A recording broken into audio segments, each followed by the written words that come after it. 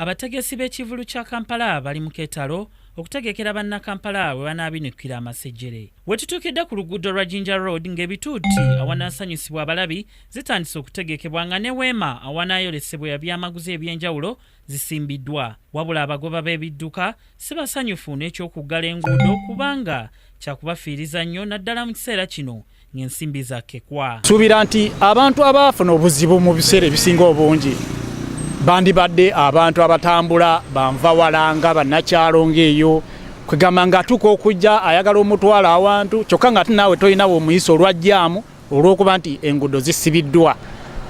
Bwe buzibu naali badde ndaba ejjatukosaamu kubanga nti twali tulowooza nti etandika ku Sande kokka ne kati etandise Lwamukaaga amakubo gazibiddwa. Muli ndowooza nti tuba tufunamu onyigirizibwamu.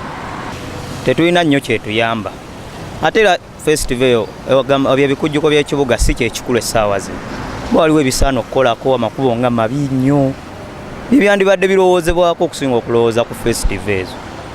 Ndaba kyandibadde kisinga kati jo baatusibidde amakubo jjaamu yabadde mungi nnyo naye twafundikidde tulina na ssente ze tukoze mu Kampala. Guno gwe mulundi ogwokutaano ng'ekivulu ky'ekibuga Kampala kitegekebwa omubeera okusanyusa bannakampala okwerolera kw'ebyo bye badde tebamanyi ssaako n'okusiima obulungi bw'ekibuga.